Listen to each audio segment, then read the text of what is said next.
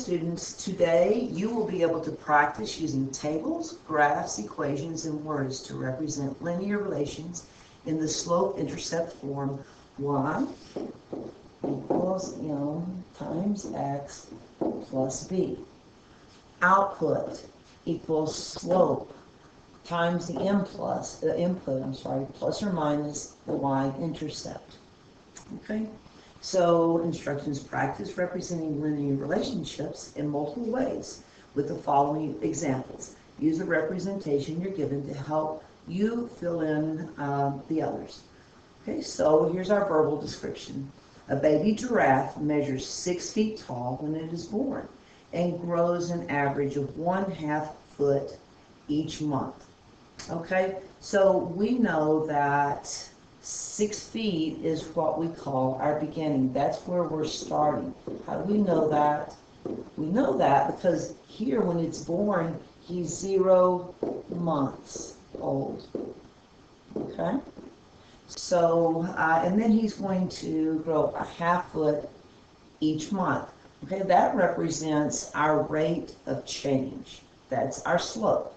And so we can write this in our output, y equals our slope. We're going to grow 1/2 foot each month, and our giraffe was born at 6 feet. Okay, so you can notice that here our y is in feet, okay, our x is in months, and our process then tells us he started at, remember we can represent 1/2 as a decimal, can't we? So we can say this is 0.5. You don't have to write this but it's just 1/2 is the same thing, equals 5/10. So sometimes the decimals are going to come in a little bit handier. Okay, so what we did is we took 5/10 and we plugged in 0 for our x value. This is our slope-intercept form. X plus or minus b. Okay, and we began at 6. I should have put a 0 here, sorry about that. Okay, so 5/10 times 0, we know is 0 plus 6, and so that gives us our y-intercept. Okay, remember when x is 0, very, very important, guys. Just when x is 0, then this is going to give us our y-intercept. Okay, so whenever we go back and we say, okay, well, so what happens whenever we are at 1 month? Okay, so we take 5/10, our rate of change, times 1 month, plus 6, and so that's 1/2 plus 6. It's 6.5, isn't it? So 6.5 feet at 1 month.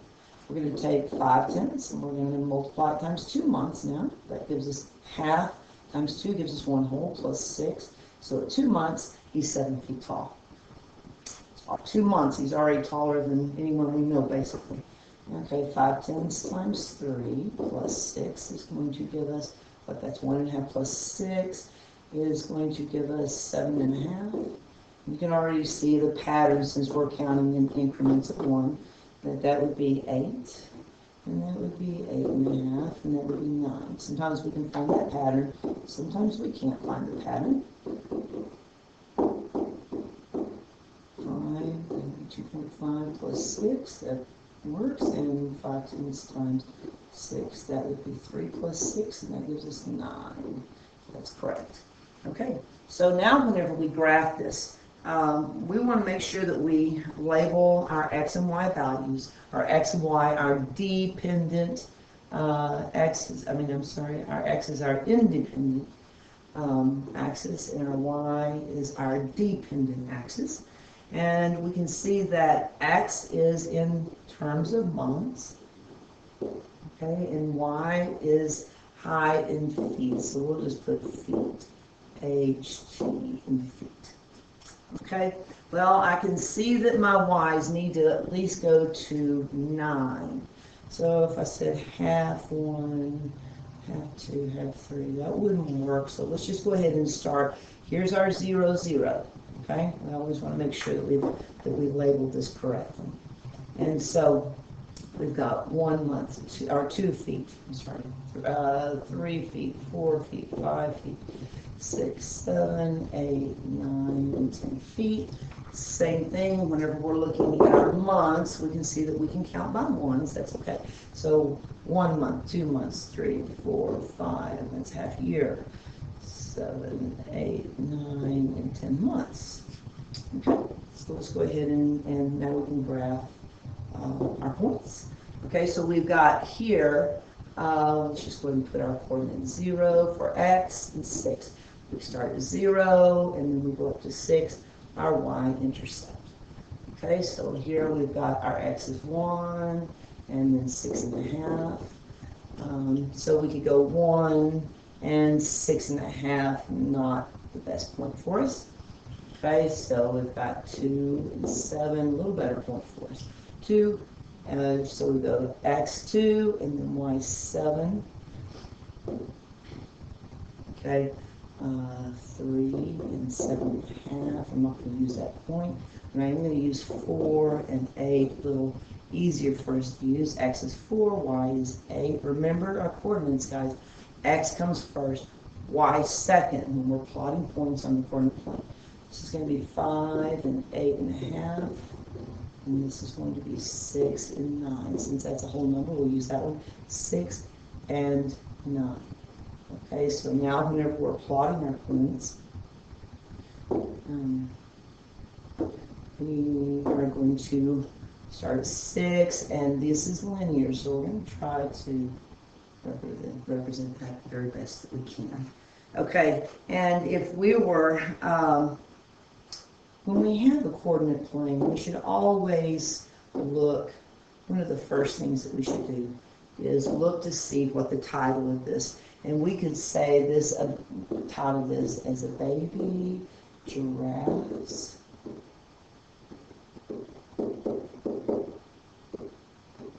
growth. Okay, because it's only as good as how we title it, okay? And so everybody's looking down here. Now let's see if we can do some analyzing. Explain how you find the ordered pairs to create your graph. Okay, so how do we get that? We just got them from our x and our y values from the table. Okay, so this is a sentence fragment where we're going to use it from our x and y. Okay, from our x and y values graph. Okay, one of our representations. What is the slope of the graph and what does it represent?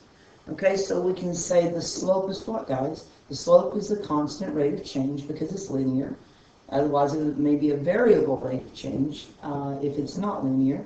So what is the slope? Slope, remember we use that as equals either 1/2 or 5/10. Okay, same thing. It represents, what does it represent? It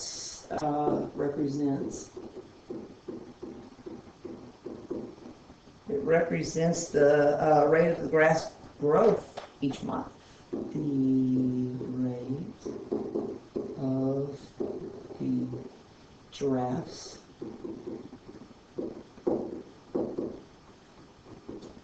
growth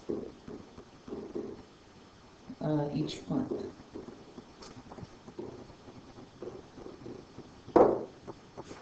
Okay.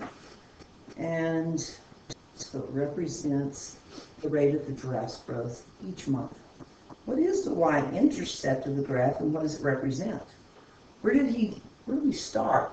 In 0 months, how tall was the giraffe? The giraffe was 6 feet, wasn't it? So y-intercept. If we're looking in ordered pairs, the x value, x marks the spot, we're finding 0, was 0, and the y value was 6. So we could use the letter B equals 6 in our slope-intercept form. What does it represent? It represents the starting height of the giraffe. So 0 months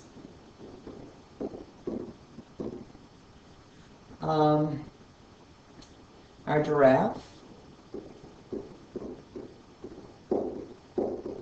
was born at, was 6 feet tall, is height in feet.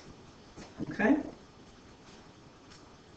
Pretty tall giraffe, but taller than we ever get, most of us. What does the order pair 9 and what is it? Order pair 9 and 10 and 5/10 represent in the context of the situation? So at 9, that's X, and we said X is months. So at 9 months, the giraffe was how tall? 10 and 5/10 feet tall. Pretty tall guy. If the giraffe is 12 feet tall, how old is he? We know 12 feet, guys, has to represent the feet tall. That's our Y. And months is X. That's what we're looking for. Okay? So if that's the case, let's go ahead and take our slope-intercept form. And okay, so if Y equals M times X plus B, and we said that Y equals, sometimes it's easier to use the decimal, 5/10 times whatever our X value is plus 6. Well, it told us this time then that Y is going to be 12. 12 equals 5/10 times X plus 6. And now we're just solving our equations. Okay, so just separate. And we'll separate those sides so we can see what we're doing. We've got slope, our coefficient, times the variable on one side, and so we want our constants over here, over on the left-hand side. So we're going to subtract 6 so we can isolate X. And so that leaves us with 6 equals 5/10 times X. So what do? We want 1 times X, so 5/10. We're dividing both sides by 5/10. And so you just, remember that coefficient, that white coefficient we want in front of X is going to be 1. And we've got that. So X. So my question is, how many halves are in 6? That's 12. Okay, so if the giraffe is 12 feet tall, how many months old is he? At 12 feet, the giraffe is 12 months old, a year-old's birthday time. Okay, I'm going to go ahead and stop this, and then I'm going to make another video for the second page. And okay, so make sure that you're processing. You might give yourself just a moment to look at what we've done. Okay.